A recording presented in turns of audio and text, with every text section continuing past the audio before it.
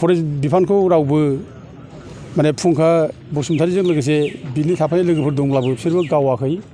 खुनु बेयाव एनकाउन्टार जानाय खुनु नेरसोन गैया जेबो गैया फरेस्ट डिपार्टमेन्टआ बेयाव थांनानै गावहैदों बे रोखा रोखा प्रमान जोंबो मैया थांनानै बे गामियाव थांनानै रायजो राजानिफ्राय जोङो माबाखौ लादों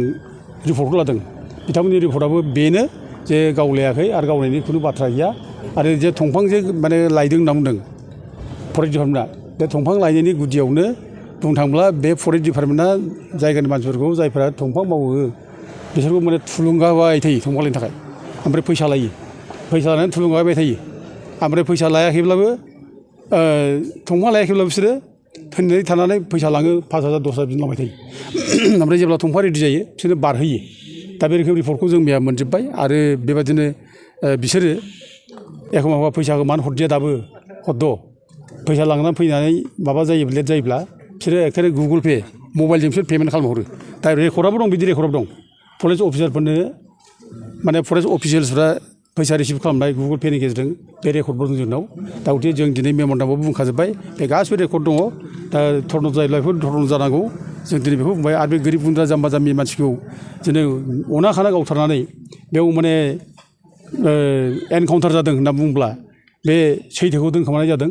आरो बे सैथोखौ जोंनि मानसिफ्रा रावबो माने माबानो हाया सैथोजों सोलिग्रा मानसि दा नंखाय खोथा बुंब्ला आघात जायो बयबो दुखु मोनो बे जायगानि मानसिफ्रा बयबो रागा बोराबो खुद्रिनाया बांसिन जायो जों दा बेखौनो मेजिस्ट्रेटआव बुंदों नोंथांमोननि बे माने एनकाउन्टार जादों होननाय बाथ्राया बे लकेल रायजो राजाखौ गोरिब गुन्द्रा रायजो राजा अरायबो जायफ्रा सिम्पोल सैथोजों सोलिग्रा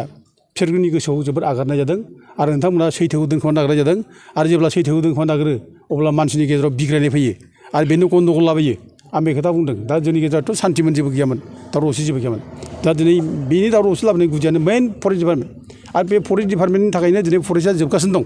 बिसोर जुदि थिग थानायमोनब्ला दिनै फरेस्टआ जोबामोन मानो जोबदों फरेस्टआलाय बे जोबनाय खार'ना बिसोरनो दंफां साप्लाय खालामफिनो बिसोरनो दंफां हरखोमायो आरो बिसोरनो फैसा लायै लायै दंफां रोगानो माने मानसिखौ थुलुंगा होयो दा दिनै रोखा रोखा प्रमान जाबाय आरो फैसा मोनाबा बिदिनो दाय होयो गावो मानसि बुथारो बे गियानफोरनि थांनाय माबानि जायनाखि 2023नि हेमन्त बसुमतारी गावथारनाय बे मानि थाखायमोन बे फैसा मोनैनि थाखाय गावथारनाय बे एखेबारे निर्दसि मानसि एखेबारे दंफां थुख्रासो लायबाय गावसोर थोननानै लायदों लायनानै फैनानै दाना नै फैसा थोआखै दा बिदिनो बिसोरो माने एनजिअनि मानसियानो दाना फरेस्ट डिपार्टमेन्टनि राइफलखौ लानानै गावनो हाबाय माने मेलेम गलायनाय गावबाय बेसेबां अननाय बियो आरो नों बे 2000 माने माबायावनो आरोबाव 23आवनो माने सेप्तेम्बर मासाव बे 17 सेप्तेम्बरनि बाथ्रा बे नागेस्वर बसुमतारी थाख्लायाव लांनानै गावथारनाय हमखानाय मानसिखौ बिसोरो फरेस्टनि गावसोरनि माने अफिसनि कास्टडियाव दोनबाय सानथाम दोनबाय उनाव कास्टडिनिफ्राय लांनानै आरोबाव बे थाख्लाय दैसायाव गावथारबाय बेसेबां अननाय बे बेसेबां इनजास्टिस थारमाने फरेस्ट डिपार्टमेन्टआ बिराद गाज्रि खामानि मावनो हायो बिसोरो बे जिनिसा प्रमान जाबाय दा जों दिनै बेखौ मेजिस्ट्रेटनि सिगाङाव बुंदों डिअफनि सिगाङाव बुंदों आरो डिअफआ जाहाथे गावनि अफिसार माने जायनाखि स्टाफफोर कन्ट्रल खालामथों बे कन्ट्रल गैया मुगैयाखै सोरनावबा फैसा दाबि खालामनाय सोरखौबा माने सिं सिं माने माबा थिननाय दंफां दुलिबाव थिननाय बिदि दाखालामदों जों दिनै बेखौ बुंनाय जाबाय आरो साबधान जाथों आरो रायजो राजाजों खुद्रिनाया बारा जायोब्ला खिन्थु होबथानो हायोबा